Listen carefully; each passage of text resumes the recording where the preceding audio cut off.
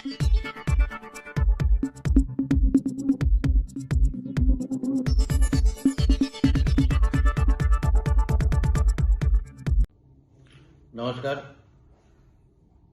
कणकवलीकरांची आणि मराठा समाजाची अत्यंत जुनी मागणी म्हणजे आमच्या कणकवलीमध्ये आपल्या हक्काचं नाट्यगृह आणि आपल्या हक्काचं सांस्कृतिक भवन असलंच पाहिजे, हे वर्षानुवर्षीची त्यांची मागणी.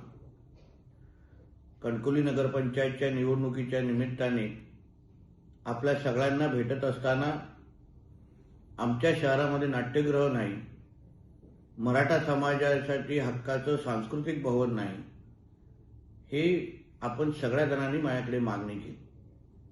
तेव्हाच मी आपल्याला शब्द दिला होता की कणकवलीकरांच्या वरती माझं प्रेम हे राजकारणाच्या पलीकडचं आहे आणि म्हणूनच येणाऱ्या 19 फेब्रुवारीला जसा आपल्याला मी शब्द दिला होता तसाच शिवजयंतीच्या निमित्ताने आपण राज्य शासनाच्या जागेवर आपण सांस्कृतिक व नाट्यगृहचं भूमिपूजन आपण करायचं ठरवलेलं आहे.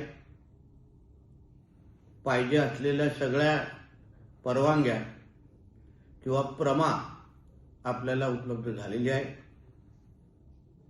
8 कोटीचा एस्टिमेट आपण या नाट्यगृह आणि सांस्कृतिक भवनसाठी आपण तरतूद केलेली आहे आणि लागेल तर अजूनही निधी आपण निश्चित पद्धतीने उपलब्ध करू.